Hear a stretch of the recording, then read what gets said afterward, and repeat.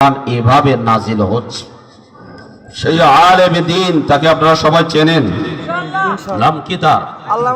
আল্লামা দেলাওয়ার হোসেন সাইদি রাহমাতুল্লাহি আলাইহি।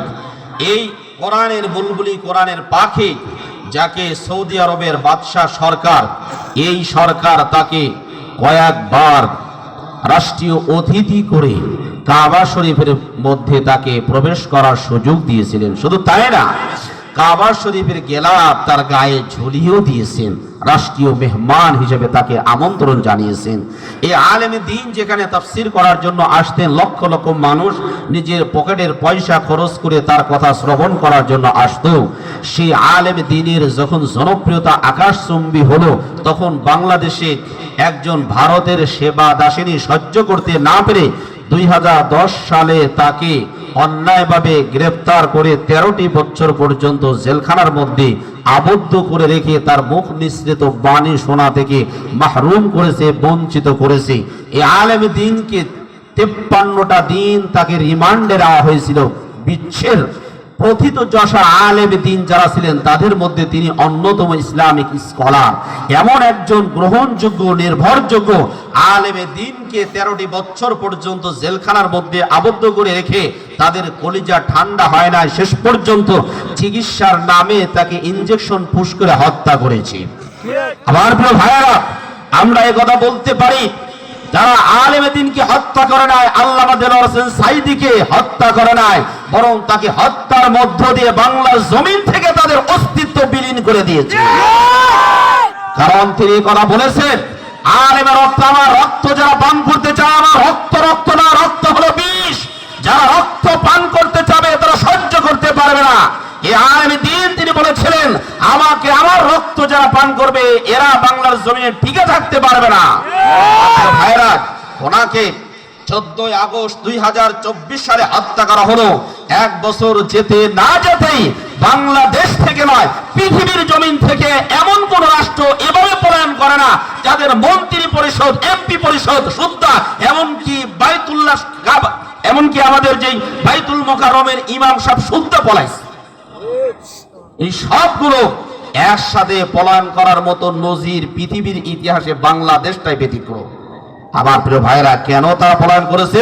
আল্লাহর গজব এদের উপর নাজিল হয়েছে। হাজারো আলেমের চোখের অশ্রু দিয়ে বন্যা বয়েছে, হাজারো আলেমের রক্ত তারা খেয়েছে। এই রক্ত কোনোদিন বিফলে যায় না।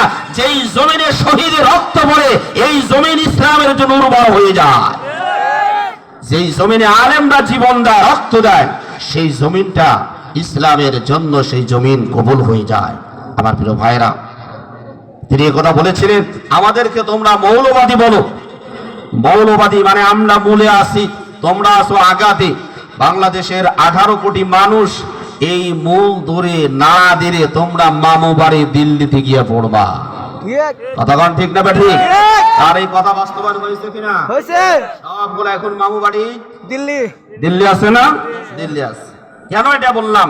তিরমিজি শরীফের হাদিসটা শুনে নেন, মান আদালি ওয়ালিয়ান ফাকাদ আযানতুহু বিল হারব। যারা আল্লাহর ওলিদের বিরুদ্ধাচরণ করে, আল্লাহর ওলিদের কষ্ট দেয়, স্বয়ং আল্লাহ রাব্বুল আলামিন তাদের বিরুদ্ধে যুদ্ধের ঘোষণা দেয়। সুতরাং আল্লাহ যাদেরকে ধরে পৃথিবীর সব কিছু নিয়ে এসেও তাদেরকে কেউ রক্ষা করতে পারে না। এটা বোঝানোর জন্য ইরাকে যাওয়ার দরকার নাই, আফগানিস্তানে যাওয়ার দরকার নাই, মিশরে যাওয়ার দরকার নাই। আমাদের বাংলাদেশের 5ই আগস্টে গেলেই যথেষ্ট।